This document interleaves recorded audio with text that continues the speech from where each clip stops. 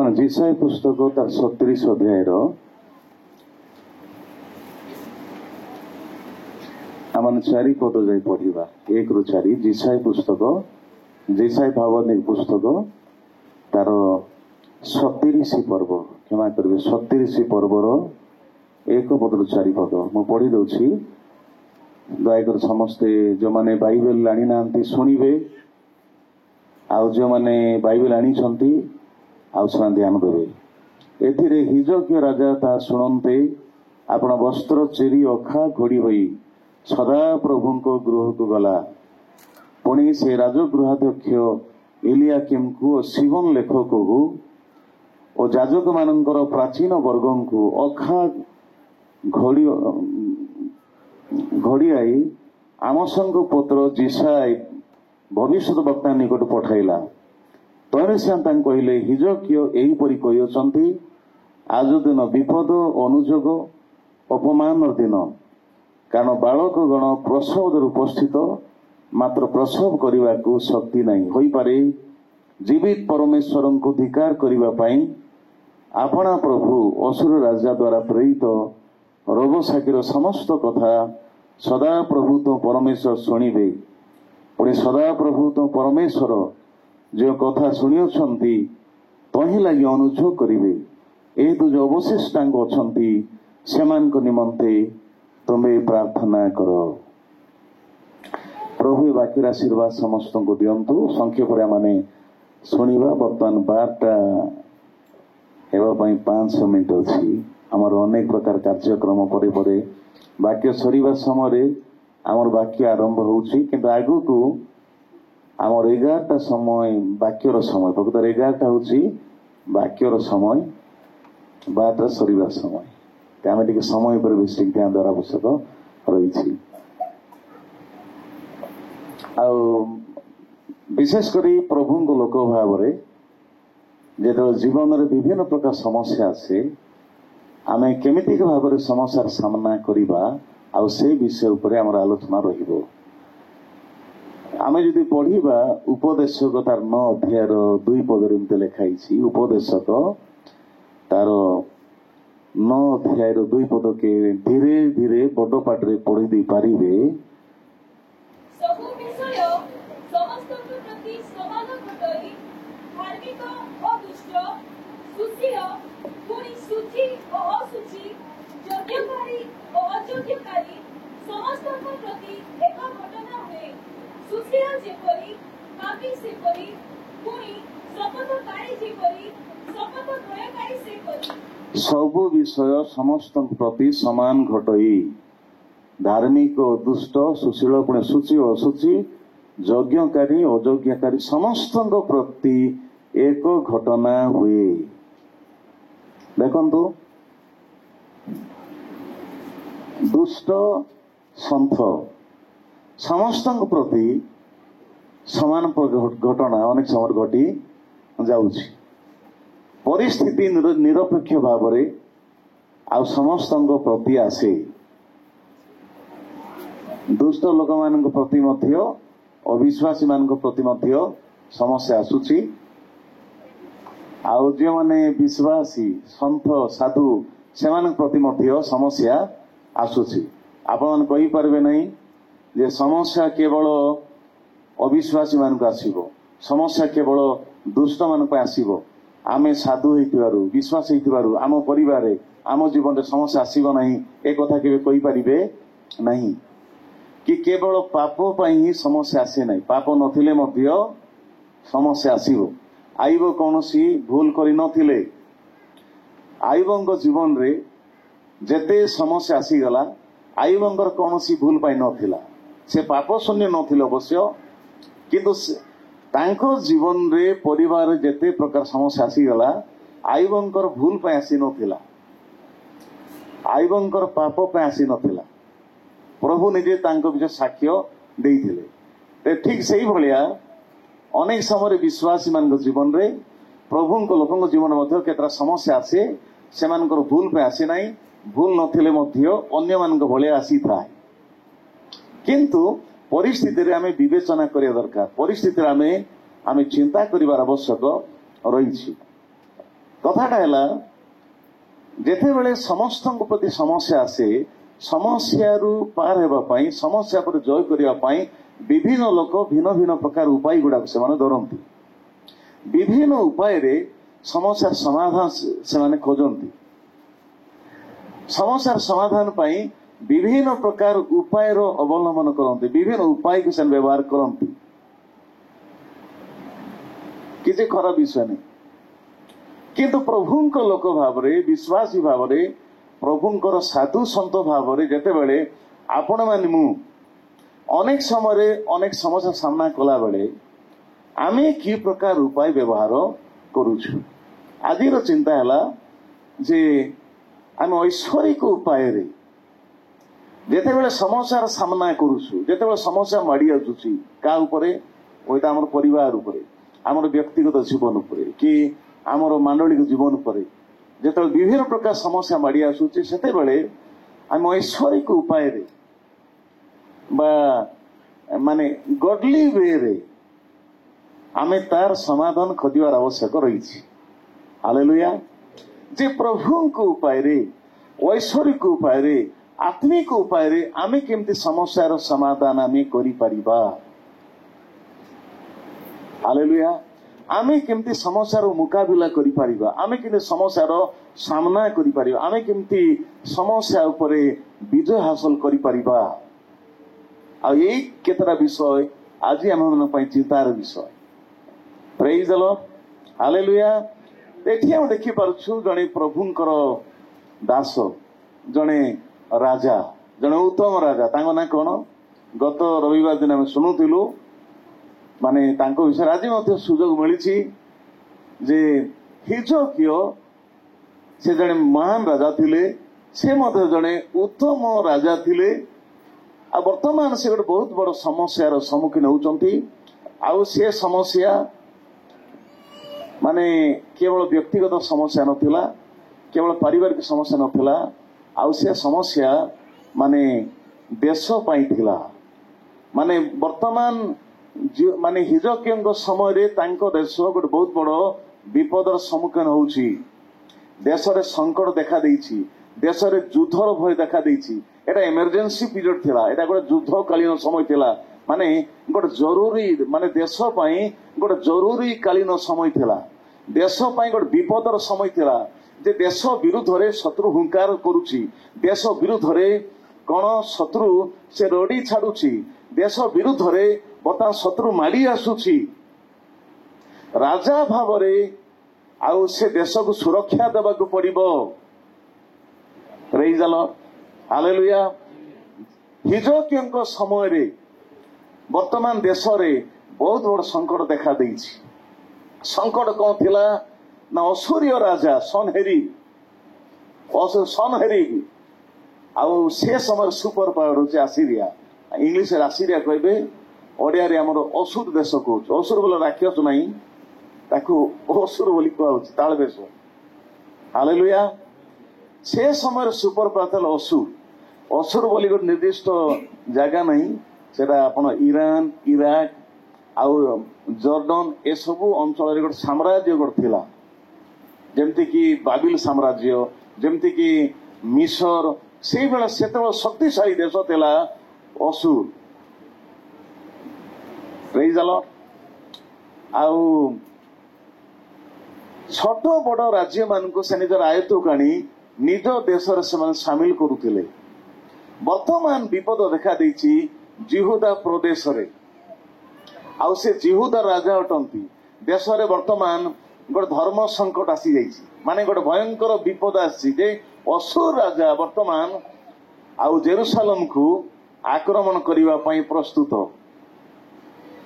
एटा राजांकर पई बहुत बड़ चिंतार विषय हो जाइछि देश पई चिंतार विषय नेतृवर्गों पई चिंतार विषय जे ए भयंकर परिसामना केमती करि पारिबे एते बड़ समस्या एते बड़ चैलेंज सामना अछि आउ तार सामना करिबा पई एमान पाखरे यथेष्ट बल नाही जदि राजा निज सैन्य मान को देखिबे एमान सैन्य तुलन में असुर मान सैन्य बहुत किछि सेमान रणकौशल आंक रणकौशल भलिया नहीं हिजकिया राजांकर सैन्य तुलन से सैन्य बेसी एमान रणकौशल तुलन शत्रु रणकौशल आउर भल से संख्या रे भल से ज्ञान रे भल से कौशल रे आउ बहुत भल से बल अच्छी उपाय अच्छी तेरे से वर्तमान देश को आक्रमण करने जाउछंती आमे देखुछु एटा अपन 36 पर्व आपण माने बहुत लंबा चौड़ा पर्व आ प्रत्येक पद पढ़िबा पई समय नहीं आपण 36 पर्व देखंतु जे आउ सेना चेरी से खबर पठेइछंती हालेलुया काको हिजकियो को माने सनहरी भातरे से खबर पठेइछंती जे निजे निजे आसी आउ आत्मसमर्पण करिया पई काहे कि ए युद्ध काहे आरंभ होची ना समय थिला जिहुदा प्रदेश असुर अधीन रे थिला असुरिया मानकर अधीन रे थिला ए राजांकर बापा ए देश माने इस्राएल को पराजय करू करू ए देश को मध्य से पराजय करथिले ए माने शुल्क दउथिले असुरिया माननकु किंतु वर्तमान कौन है कौन सी परिस्थिति रे जिहुदा सेमानंकर विरुद्ध ठिया वर्तमान एमान विरुद्ध रे शत्रु हुंकार छाड़ुछि शत्रु युद्ध पई प्रस्तुत होउछि आ युद्धर खबर पठाउछि एटा देश पई तापर राजांकर पई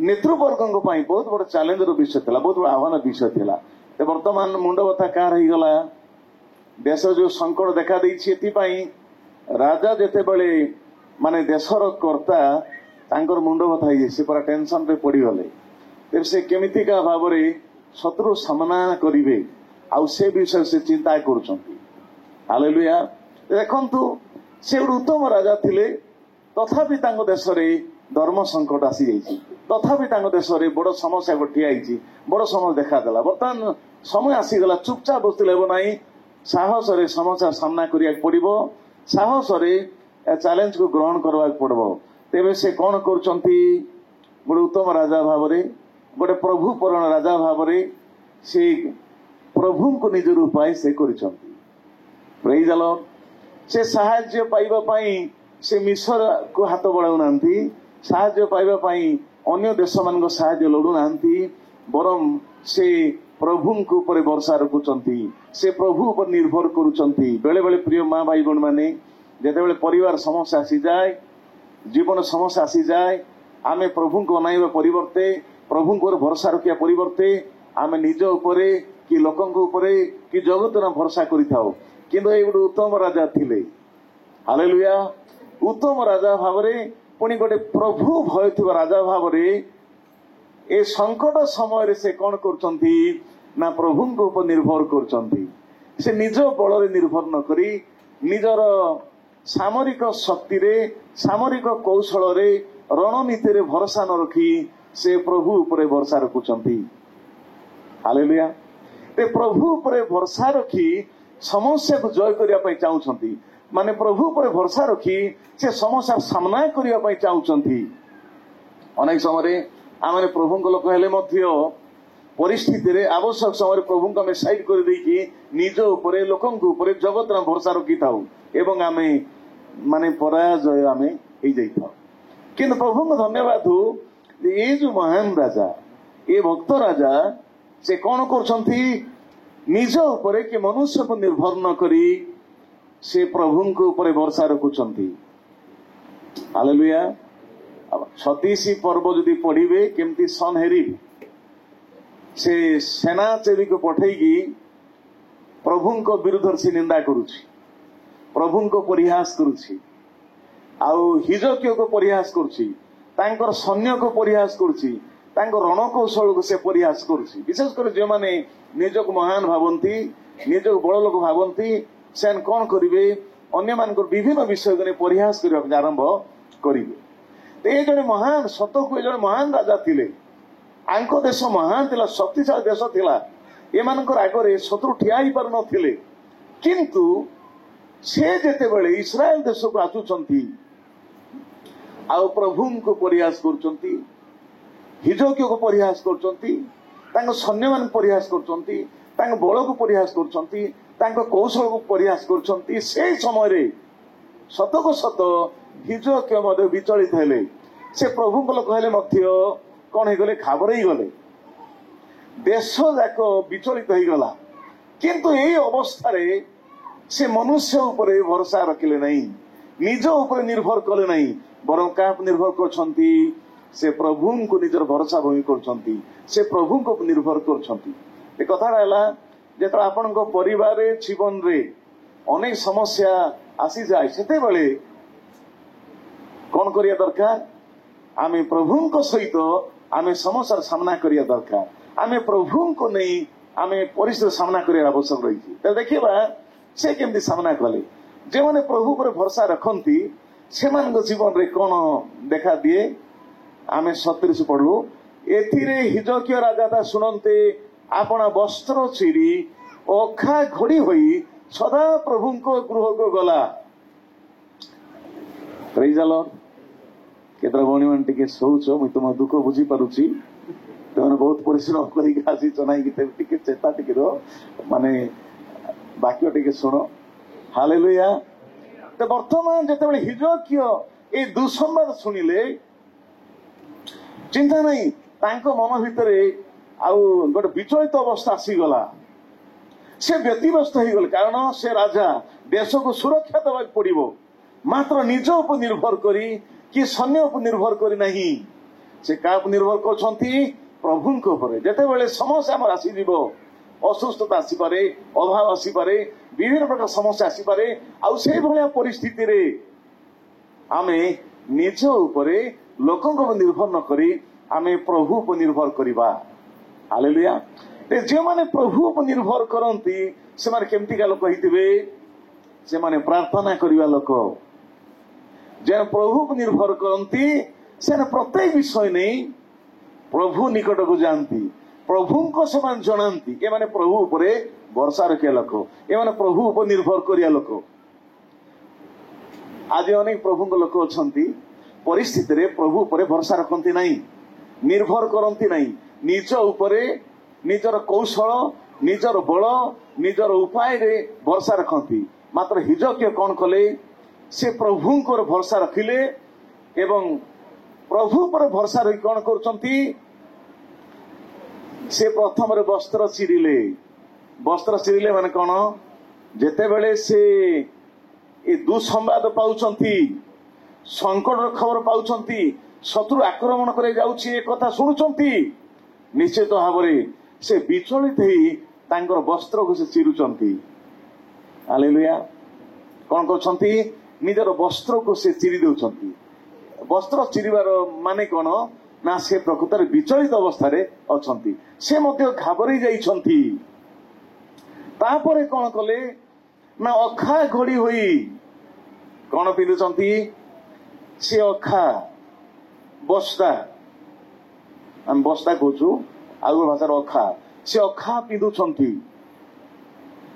आजिकाली आमर अनेक मेन लाइन चर्च गुड़ा करे मेन लाइन चर्च बोले मूल स्रोत बा मुख्य मंडली माने भस्म बुधवार पालन करुछन कि बुधवार भस्म बुधवार भस्म बोले कौन पाउंस नहीं तेबे सेते बेले लोक जेते दुखरे पड़ जाउथिले दुखरे भांगी पड़ुथिले से कौन करुथिले अखा पिंधि पाउंस गदारे बसी प्रार्थना से करुथिले तार अर्थ ये अखा माने घड़े हेबा पाउंस गदारे बसियार अर्थ माने अनुताप करबा मन फेरण करबा आउ निजर भूल को सुधरेबा एगुड़े कथा बुझाउछि हालेलुया ते देशर जेते बेले गोटे संकट आसी जाइछि से कौन कले निज वस्त्र चिरी देला परे से कौन करछंती से अखा पिंधुछंती तार अर्थ से निज को नम्र करुछंती निज को पाउंस गदार बसियार अर्थ कौन पाउंस गदा बसियार अर्थ निज को शून्य करबा निज को नम्र करबा अखा घोड़े अर्थ है प्रभु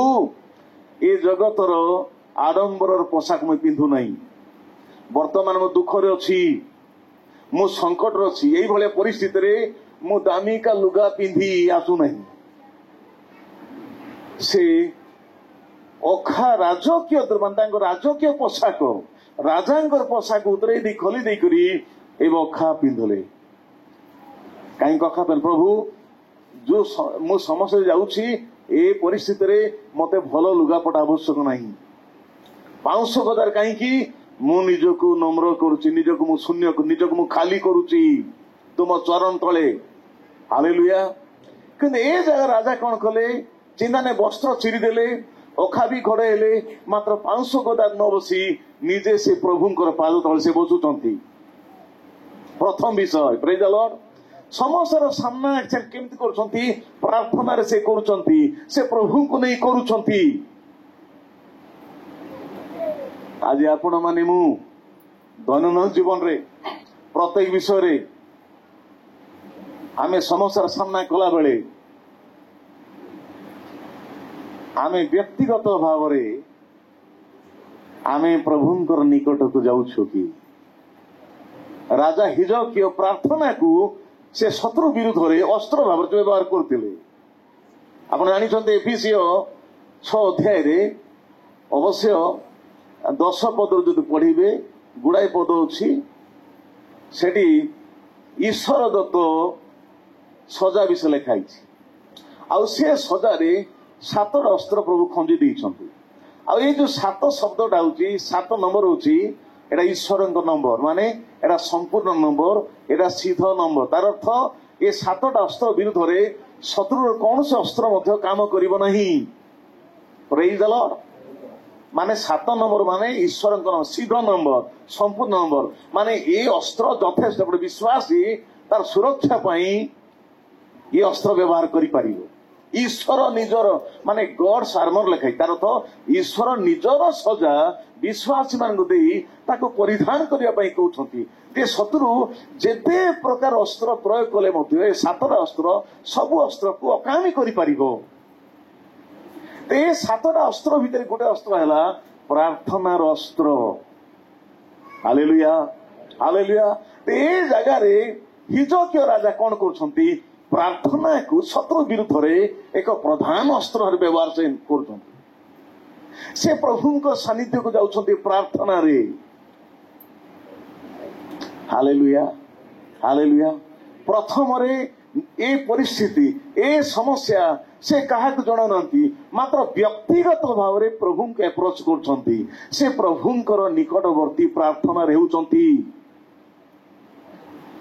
से घाबरे जाइछंती से विचलित अछंती से धर्म संकट पड़ जाइछंती कारण देश बर्तमान इमरजेंसी पीरियड रे आसी जाइछि बर्तमान युद्धकालीन परिस्थिति देश अछि आ एई भलिया परिस्थिति रे से कोन करछंती ना वस्त्र चेरी अखा खड़े होकर से बर्तमान प्रभु पाद तल को से प्रार्थना रे जाउछंती आ ये प्रार्थना रे देशर परिस्थिति को से प्रभु को जनाउछंती हालेलुया हालेलुया अन्य को प्रार्थना कर धरई दी करी से आराम रे बुलाबुली करे नहीं बरम से राजा हेले मध्य व्यक्तिगत भाव रे प्रभु को सम्मुख रे देशर परिस्थिति को से प्रार्थना रे जनाउछंती आज आपन विषय कौन आज मो विषय कौन आमे प्रत्येक दिन अनेक प्रकार समस्या गला बेले आमे कोन व्यक्तिगत भाव रे प्रभु को निकट को प्रार्थना रे जाउछु कि हालेलुया हालेलुया आज प्रार्थना को परिस्थिति विरुद्ध रे आमे अस्त्र भाव रे विश्वास करिछु कि आमे ग्रहण करिछु को परिस्थिति विरुद्ध रे से अस्त्र को आमे प्रयोग करूछु व्यवहार करूछु कि दुखर विषय आज अनेक विश्वास मान को जीवन में प्रार्थना अवहेलित हो जाइछि प्रार्थना रो जीवन आज नहीं अनेक जीवन रे प्रार्थना पूरा कमी जाइछि प्रार्थना तल को खसी जाइछि आ प्रार्थना को अस्त्र भाव रे अनेक व्यवहार करि पारु नांती आ सेति पई प्रभु समानकर परिस्थिति रे परिवर्तन आनु नांती जदि हमर परिस्थिति रे आम संकट रे जदि किछि परिवर्तन आसीबार अछि ताहेले आमे को अस्त्र प्रयोग करबा पय कहउछि तुमे प्रार्थनार अस्त्र प्रयोग करो हालेलुया हालेलुया जेते देशर संकट देखा देला जेते परिवार संकट देखा देला जेते व्यक्तिगत जीवन प्रत्येक संकट देखा देला हमको प्रभु कहउछंती तुमे को अस्त्र प्रयोग करो तुमे प्रार्थनार अस्त्र तुमे प्रयोग करो प्रेज द लॉर्ड अस्त्र देइछंती शत्रु विरुद्ध रे प्रयोग करिवा पई शैतान विरुद्ध रे परिस्थिति विरुद्ध रे व्यवहार करिवा पई ମାତ୍ର ଅନେକଙ୍କ ପ୍ରାର୍ଥନା ନଥିବାରୁ ସେମାନେ ବିନା ଅସ୍ତ୍ରରେ ସମସ୍ୟା ସାମ୍ନା କରିପାରୁନାହାନ୍ତି। କିନ୍ତୁ ଜଣେ ରାଜା ହେଲେ ମଧ୍ୟ ସେ ଗୋଟେ ଭକ୍ତ ରାଜା, ଏକ ଉତ୍ତମ ରାଜା, ଏକ ପ୍ରଭୁ ରାଜା ହେଇଥିବାରୁ ପ୍ରାର୍ଥନା ତାଙ୍କର ବିଶ୍ୱାସ ଥିଲା। ଆଜି ଅନେକଙ୍କର ପ୍ରାର୍ଥନାର ବିଶ୍ୱାସ ନାହିଁ। ଆପଣ ଯଦି ପଢିବା ପାଇଁ ଚାହୁଁନାହିଁ, ଲୁକ ତାର 18 ଅଧ୍ୟାୟରେ ଗୋଟେ ବଣିଙ୍କ ବିଷୟରେ ପ୍ରଭୁ ଦୃଷ୍ଟାନ୍ତ ଦେଇ କୋଉ ବିଷୟରେ ଶିକ୍ଷା ଦଉଛନ୍ତି? ନିରନ୍ତର ପ୍ରାର୍ଥନା ବିଷୟରେ ଶିକ୍ଷା ସେ ଦଉଛନ୍ତି। ଲୁକ 18 ଅଧ୍ୟାୟ 1 ପଢିବେ, ଗୋଟେ ବିଧବା ଭଉଣୀଙ୍କ ବିଷୟରେ ପ୍ରଭୁ କହୁଛନ୍ତି। କୌଣସି ବ୍ୟକ୍ତି ସେ ଭଉଣୀଙ୍କର କ୍ଷତି ପହଞ୍ଚେଇଛି, ଅନ୍ୟାୟ କରିଛି। ବର୍ତ୍ତମାନ ସେ ଭଉଣୀ କେସ୍ ଲଢୁଛି, ତାର କେସ୍ ଅଦାଲତରେ ପଡିଛି। ଆଉ ଯୋଉ ବିଚାରକର୍ତ୍ତା ବିଚାର କରିବା କଥା ବାକ୍ୟ ଲେଖା ହେଲା, ସେ ଜଣେ ନିର୍ଦ୍ଦୟ ବ୍ୟକ୍ତି, ସେ ପ୍ରଭୁକୁ ଭୟ କରୁନଥିଲେ କି ମନୁଷ୍ୟ ଖାତିର କରିବା ଲୋକ ନଥିଲେ। ଆଉ ଆର କେସ୍ ଯାଇକି ସେମିତିକା ଲୋକ ପାଖରେ ପଡିଛି, ତାଠୁ କେବେ ନ୍ୟାୟ ବିଚାର ଆଶା କରିହେବ ନାହିଁ। ଆଉ ଗୋଟେ କଥା, ଏ ଭଉଣୀ ସେ କୌଣସି ଓକିଲ ଧରିବା ପାଇଁ ତାଙ୍କର ପଇସା ନାହିଁ। ତା ସପୋର୍ଟରେ, ତାର ସପକ୍ଷରେ ଲଢିବା ପାଇଁ କୌଣସି ଓକିଲ ମଧ୍ୟ ନାହିଁ। ମାନେ ବିଚାରକର୍ତ୍ତା ପୁଣି ତା ମଝିରେ କୌଣସି ମଧ୍ୟସ୍ଥି ନାହିଁ, ମାତ୍ର ନିଜର କେସ୍ ସେ ନିଜେ ଲଢେଇ କରୁଛି। ସେ ନିଜ କେସ୍ ପାଇଁ ନିଜେ ଲଢୁଛି। ସେ ହାଲେଲୁୟା। ଯୀଶୁ ପ୍ରଭୁକୁ ବିଷୟରେ ଶିଖାଉଛନ୍ତି, ନିରନ୍ତର କ୍ଳାନ୍ତ ନ ହୋଇ ସର୍ବଦା ପ୍ରାର୍ଥନା କରି ଉଚିତ। ସେ ବିଷୟରେ ଗୋଟେ ବିଧବା ଭଉଣୀର ଦୃଷ୍ଟାନ୍ତ ଆଣୁଛନ୍ତି। ଆଉ ସେ ଦୃଷ୍ଟାନ୍ତରେ କଣ ଅଛି? ଗୋଟେ ଭଉଣୀ ସେ ନିଜ ପାଇଁ ନିଜେ କେସ୍ ଲଢୁଛି। ଯେଉଁମାନେ ପ୍ରାର୍ଥନା କରନ୍ତି ନିଜର କେସ୍ ନିଜେ ଲଢିବା ଲୋକ ସେମାନେ। ପ୍ରେଜ୍ ଦ ଲର୍ଡ। ଯେତେବେଳେ ପ୍ରଭୁ ଯୀଶୁ ନିରନ୍ତର ପ୍ରାର୍ଥନାର ଉଦାହରଣ ଦଉଛନ୍ତି, ମାନେ ପ୍ରାର୍ଥନା କରିବା ଲୋକମାନେ ନିଜର କେସ୍ ନିଜେ ଲଢୁଛନ୍ତି। ହାଲେଲୁୟା। ପ୍ରଥମ ବିଷୟ ହେଲା, ଯଦି ସମସ୍ୟା ଦେଖାଦେଲା, ଯଦି ସମସ୍ୟା ସାମ୍ନା କରିବାର ଅଛି, ପ୍ରଭୁଙ୍କ ସାନ୍ନିଧ୍ୟକୁ ପ୍ରାର୍ଥନାରେ କିଏ ଯିବା ଦରକାର? ପ୍ରଥମରେ ନିଜେ, ଅନ୍ୟ କିଏ ନାହିଁ। ହାଲେଲୁୟା। ହିଜକିୟ ଜାଣିଥିଲେ ଯେ ମତେ ହିଁ ରାଜା ଭାବରେ ଦେଶର ଦାୟିତ୍ୱ, ଦେଶର ସୁରକ୍ଷା ମୋ ଉପରେ ନିର୍ଭର କରୁଛି। This is my responsibility, so I have to go in prayer. ଯଦି ମୋର ଦାୟିତ୍ୱ, ତାହେଲେ ମତେ ପ୍ରାର୍ଥନାରେ ଯିବା ଦରକାର ରହିଛି। ଆଉ ସେ ରାଜା ଭାବରେ ନିଜକୁ ନମ୍ର କରି, ନିଜକୁ ଶୂନ୍ୟ କରି ପ୍ରାର୍ଥନାରେ ପ୍ରଭୁଙ୍କ ସାନ୍ନିଧ୍ୟରେ ଦେଶର ପରିସ୍ଥିତି ଆଣୁଛନ୍ତି। ଆପଣ ରାଜା, ଆପଣ ମାନେ ବି ରାଜା ଏକା। ପ୍ରେଜ୍ ଦ ଲର୍ଡ। ଖ୍ରୀଷ୍ଟରେ ଆମେ ସବୁ ରାଜା ମାନେ। ପ୍ରଥମ ବିଷୟ ହେଲା, ଆମେ ପ୍ରାର୍ଥନାର ସହିତ ସମସ୍ୟାର ସାମ୍ନା କରିବା ଦରକାର। ହାଲେଲୁୟା। ତାଙ୍କର ବଡ ଶିକ୍ଷା ହେଲା, ସେ ନିଜେ କଣ କରୁଛନ୍ତି? ପ୍ରାର୍ଥନାରେ ପରିସ୍ଥିତିକୁ ପ୍ରଭୁ ନିକଟକୁ ନେଉଛନ୍ତି। ଆଜି ନିଜକୁ ପଚାରନ୍ତୁ, ଆପଣ ଯେତେ ଜଣ ଅଛନ୍ତି, ଯେତେବେଳେ ପରିବାରରେ ଗୁଡାଏ ସମସ୍ୟା ଦେଖା ଦଉଛି, କାର୍ଯ୍ୟକ୍ଷେତ୍ରରେ, ଚାକିରିରେ, ବିଜନେସରେ ସମସ୍ୟା ଦେଖା ଦଉଛି, ତାହେଲେ ଆପଣ ମାନେ ବ୍ୟକ୍ତିଗତ ଭାବରେ ନିଜେ ନିଜେ ପ୍ରାର୍ଥନାରେ ପ୍ରଭୁକୁ ଜଣାଉଛନ୍ତି କି? ପ୍ରଥମ ବିଷୟ, ପ୍ରଭୁ ପ୍ରଥମରେ ତୁମେ ଆସ। କିଏ? ଅନ୍ୟ କାହାକୁ ତ ପଠାଅ ନାହିଁ, ପ୍ରଥମରେ ତୁମେ ନିଜେ ଆସ। ପ୍ରେଜ୍ ଦ ଲର୍ଡ। ତେବେ ପ୍ରଥମ ବିଷୟ ହେଲା, ଆମେ ବ୍ୟକ୍ତିଗତ ଭାବରେ ଆମେ ପ୍ରାର୍ଥନାରେ ପ୍ରଭୁଙ୍କ ନିକଟବର୍ତ୍ତୀ ହେବା ଏବଂ ପ୍ରାର୍ଥନାରେ ଆମର ସମସ୍ୟାକୁ ରଖିବା। ବାକ୍ୟ ଲେଖା ହେଲା, କୌଣସି ବିଷୟରେ ଚିନ୍ତିତ ନ ହୋଇ ପ୍ରତ୍ୟେକ ଚିନ୍ତାର ଭାର ତାହାଙ୍କର ପକା, କଣ ତୁମମାନେ ଚିନ୍ତା କରନ୍ତି। ହାଲେଲୁୟା। ତେବେ କୌଣସି ବିଷୟରେ ଚିନ୍ତିତ ହୁଅ ନାହିଁ, ବରଂ ପ୍ରତ୍ୟେକ ବିଷୟ ନିମନ୍ତେ ତୁମେ ପ୍ରାର୍ଥନାରେ ପ୍ରଭୁକୁ ଜଣାଅ। ପ୍ରେଜ୍ ଦ ଲର୍ଡ। ଏରା ବ୍ୟକ୍ତିଗତ ଭାବରେ ଆମକୁ ତୁମେ ପ୍ରାର୍ଥନା କର। ପ୍ରଥମରେ ତୁମେ ପ୍ରାର୍ଥନା କର। ତୁମର ପ୍ରାର୍ଥନା ଅନ୍ୟ ଉପରେ ପ୍ରଥମ ଲୋଦ ନାହିଁ। ଆମେ ଶିଖିଛୁ ଅନ୍ୟ ଉପରେ ପ୍ରାର୍ଥନା ଭାର ଲୋଦି ଦେଇ ଆମେ ଆରାମରେ ବୁଲିବା ପାଇଁ। ଆମେ ଅନ୍ୟ ଉପରେ ପ୍ରାର୍ଥନାର ଦାୟିତ୍ୱ, ଆଜ୍ଞା ମୋର ପାଇଁ ଉପବାସ ପ୍ରାର୍ଥନା କର ବୋଲି ଆମର ପେଟକୁ ଶୁଖାଇ ଦେଇକରି ଆମେ ପ୍ରାର୍ଥନା ଗୋଟେ କରିବୁ ନାହିଁ। आमे अनेक अच्छु मोर पाई आज्ञा उपवास प्रार्थना कर ठीक अच्छी सेपटे आउ जनक गोटे उपवास प्रार्थना कला बेलू जार प्रार्थना कर से व्यक्ति तार उपवास प्रार्थना नहीं कि निजर प्रार्थना नहीं कहीं आज्ञा तो मोर प्रार्थना कर मुझे कहीं प्रार्थना करी चलो कि प्रथम प्रथम नहीं अति पर कि द्वितीय 2 रु लिखाला पुणी से राजगृहाध्यक्ष इलियाकिम को और शिप्न लेखक को और जाजक मानकर प्राचीन वर्ग अखा घोड़ियाई आमोसंक पुत्र जीसाई भविष्यवक्ता निकट को पठाइला प्रेज द लॉर्ड से निजे भी प्रार्थना करुछंती आउ से मते प्रार्थना कराउछंती हालेलुया हालेलुया अनेक निजे प्रार्थना करे खाली प्रार्थना कराइबा लोक से ना क्या तांकर बहुत बड़ समस्या थिबो से माने प्रार्थना करेंगे नहीं मात्र लोकर हाथ में खाली प्रार्थना करे मात्र प्रथम प्रभु क्या जाऊँगी तुम्हें कर आगे तुम समस्या तुम परिस्थिति तुम्हें प्रार्थना कर मु तुम कथा शुणवाई चाहूँगी द्वितीय हिजकिया कौन कले प्रार्थना करने से जीसाई पाखे खबर पठाउछंती नेतृवर्ग को प्रेज द लॉर्ड से विभिन्न श्रेणी राजगृहाध्यक्ष राजगृह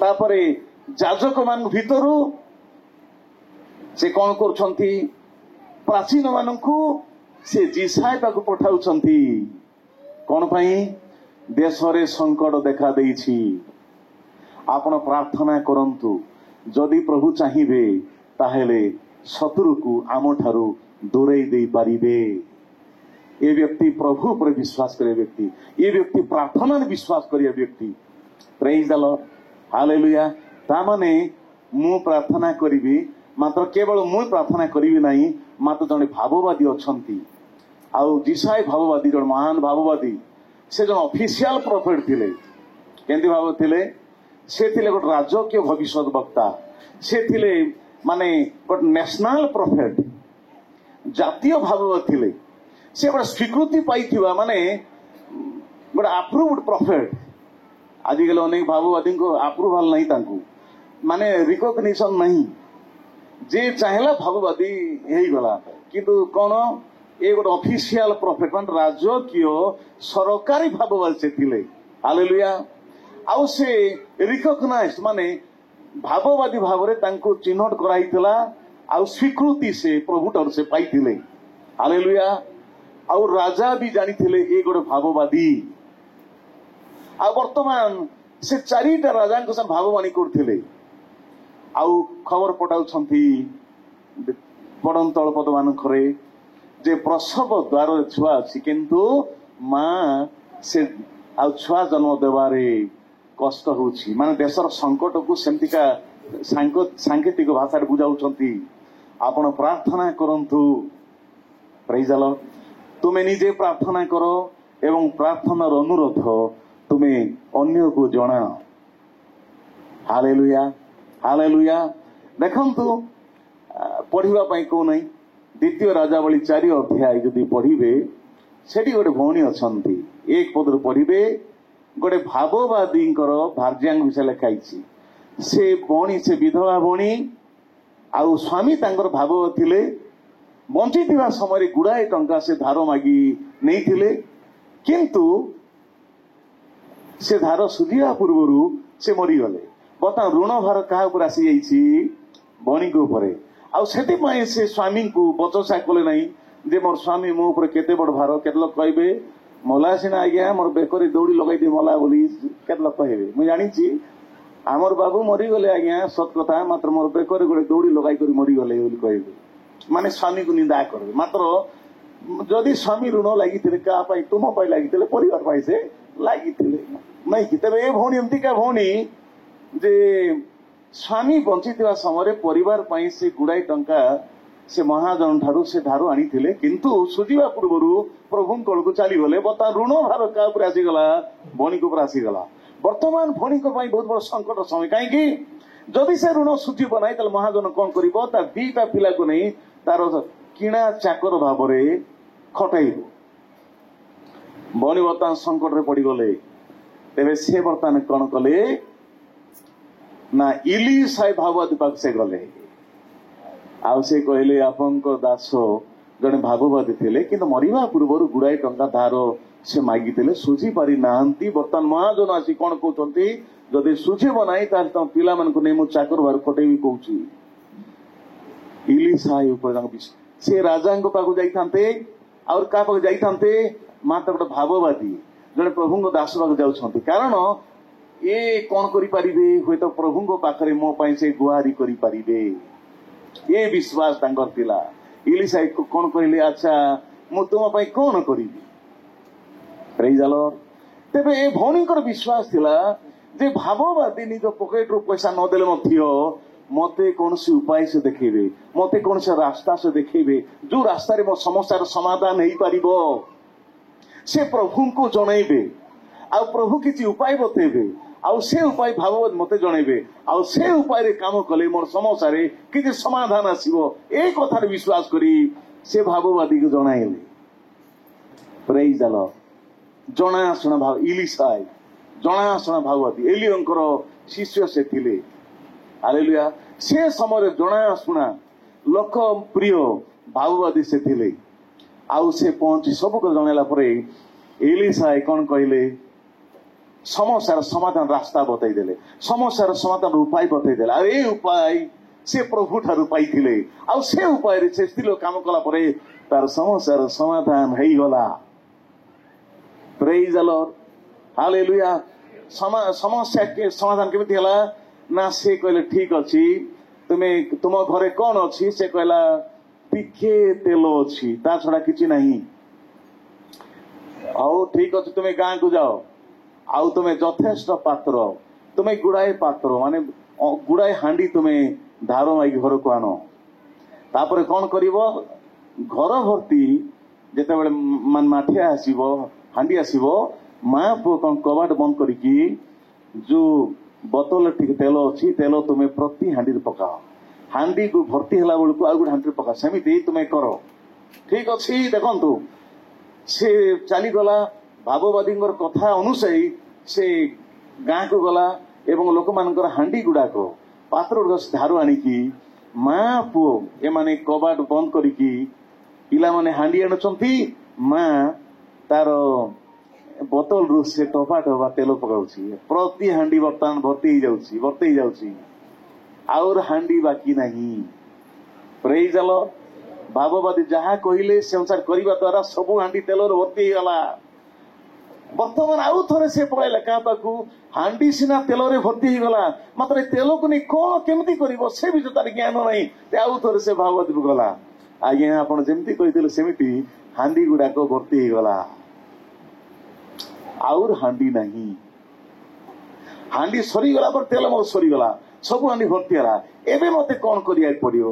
ତେବେ ଭାବବାଦୀ ଏଇ ପରାମର୍ଶ ଦେଲେ ବର୍ତ୍ତମାନ ତୁମେ ଯାଅ ଆଉ ସବୁ ତେଲ ବିକ୍ରି କରି ମହାଜନ ପାଇଁ ଯେତିକି ଟଙ୍କା ଦରକାର ସେ ଟଙ୍କା ଦେଇଦେଇ ବାକି ଟଙ୍କାରେ ତୁମେ ପରିବାର ସେ ତୁମେ ଚଳ। ପ୍ରେଜ୍ ଦ ଲର୍ଡ। ଏଠି ଭାଗବତୀ କହିନାହାନ୍ତି ଯାହା ବଳବ ମୋର ପାଖକୁ ଆଣ ବୋଲି କହିନାହାନ୍ତି ମାତ୍ର କହିଦେଲେ ଯାହା ବଳିବ ତା କଣ କର ତୁମର ପରିବାରର ଚଳାଚଳ ପାଇଁ ତାକୁ ତୁମେ ବ୍ୟବହାର କର। ପ୍ରେଜ୍ ଦ ଲର୍ଡ। ଆପଣ ଦେଖନ୍ତୁ ଏ ଭଉଣୀ ପ୍ରଭୁ ଉପରେ ବିଶ୍ୱାସ ଥିବାରୁ ସେ ଭାଗବତୀ ପାଖକୁ ଯାଉଛି ଆଉ ସେ ଯୋଉ ରାସ୍ତା ବତାଉଛନ୍ତି ସେ ରାସ୍ତାରେ ସେ କାମ କରିବା ଦ୍ୱାରା ତାର ଏତେ ବଡ ସମସ୍ୟାର ସମାଧାନ ହେଇଯାଉଛି। ହାଲେଲୁୟା। ତେବେ ପ୍ରଥମରେ ହିଜକିୟ ନିଜେ ପ୍ରାର୍ଥନା କରୁ କରୁ ସେ ପ୍ରାର୍ଥନା ଦାୟିତ୍ୱ ଭାବବାଦୀ ଦଉଛନ୍ତି। ଭାବବାଦୀ ସମସ୍ୟା ସମାଧାନ ରାସ୍ତା ଦେଖେଇ ଦଉଛନ୍ତି। ପରବର୍ତ୍ତୀ ସମୟରେ ଅସୁରର ରାଜା ପ୍ରଭୁ ଏମିତି କରିଦେଲେ ସେ କୌଣସି ରୋଗ ଶୁଣି ସେ ନିଜ ଦେଶକୁ ସେ ଫେରିଗଲା। ହାଲେଲୁୟା। ସେ ନିଜ ଦେଶକୁ ଫେରିଗଲା ଶତ୍ରୁର ଆକ୍ରମଣ ଅକାମ ହେଇଗଲା। ପ୍ରେଜ୍ ଦ ଲର୍ଡ। ହାଲେଲୁୟା। ଆଉ କଣ ହେଇଛି 185,000 ସୈନ୍ୟ 185,000 ସୈନ୍ୟ ଯୋଉ ସାମରିକ ମାନେ ଶିବିରରେ ଥିଲେ ଗୋଟେ ଦୂତ ରାତିରେ ପ୍ରଭୁ ପଠାଇଲେ ଗୋଟେ ଦୂତ ପଠେଇ 185,000 ସୈନ୍ୟ ମାନଙ୍କୁ ନିପାତ କରିଦେଲେ। ହାଲେଲୁୟା। ଗୋଟେ ସୈନ୍ୟ ଯଥେଷ୍ଟ 185,000 ମାନେ ଲୋକଙ୍କୁ ଯଦି ଗୋଟେ ସୈନ୍ୟ ମାରି ପାରୁଛି ବୋଇଲେ ଆପଣ ଯଦି ଗେଛି ମାନେ ବଗିଚାରେ ଯେତେବେଳେ ପିତର ମହାଯାଜକଙ୍କର ଦାସର କାନ କାଟି ପକାଇଲେ ଯୀଶୁ କହିଲେ ତୁମର ଖଣ୍ଡା ତୁମେ ଖାପର ରଖ, ଯେ ଖଣ୍ଡା ବ୍ୟବହାର କରିବ ଖଣ୍ଡାରେ ସେ ନଷ୍ଟ ହବ। ମୁଁ ଯଦି ପ୍ରାର୍ଥନା କରିବି ତାହେଲେ ପିତା କେତେ ବାହିନୀ ଦୂତ ପଠାଇବେ? 12 ବାହିନୀ ଦୂତ 12 ବାହିନୀ ବୋଇଲେ ମାନେ ଗୋଟେ ବାହିନୀ ବୋଇଲେ ସେ ବାହିନୀ ଭିତରେ 6000 ଦୂତ। କେତେ 6000? 12 ବାହିନୀ ବୋଇଲେ କେତେ? 12 ଛକ କେତେ?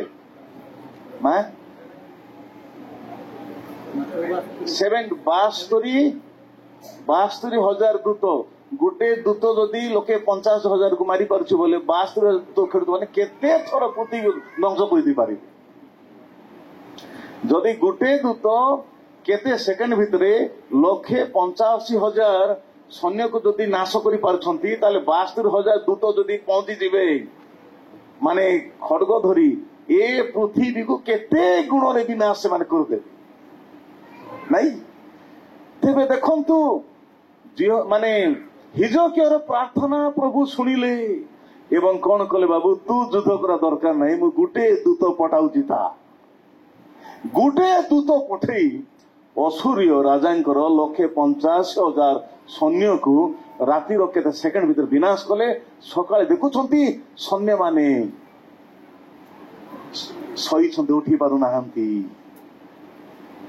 ଆଉ ରାଜାଙ୍କୁ ନିଜ ଦେବ ମନ୍ଦିରରେ ହତ୍ୟା କରାହେଇଛି। ଫେରିଗଲା ପରେ ଇସ୍ରାଏଲ ପାଇଁ ଜିହୁଦା ପାଇଁ ମହାବିଜୟ ଥିଲା। ପ୍ରେଜ୍ ଦ ଲର୍ଡ। ଯଦି ନିଜ ଉପରେ ନିର୍ଭର କରିଥାନ୍ତେ, ଯଦି ନିଜ ସୈନ୍ୟ ନିର୍ଭର କରିଥାନ୍ତେ ହାରି ଯାଇଥାନ୍ତେ, ଶତ୍ରୁର ଦାସ ଦାସୀ ପାଲଟି ଯାଇଥାନ୍ତେ। ମାତ୍ର ପ୍ରଭୁ ଉପରେ ଭରସା ରଖିବାରୁ ସମସ୍ୟାର ସମାଧାନ ହେଲା, ମହାବିଜୟ ଆସିଗଲା। ହାଲେଲୁୟା। ଆସୁ ପ୍ରିୟ ଭାଇ ମାନେ, ବଡ କଥା ହେଲା ଆମେ ପ୍ରାର୍ଥନାରେ ଆମେ ସମସ୍ୟାର ସାମ୍ନା କରିବା। ଆମେ ବି ପ୍ରାର୍ଥନା କରିବା, ଅନ୍ୟ ବି ପ୍ରାର୍ଥନା କରନ୍ତୁ।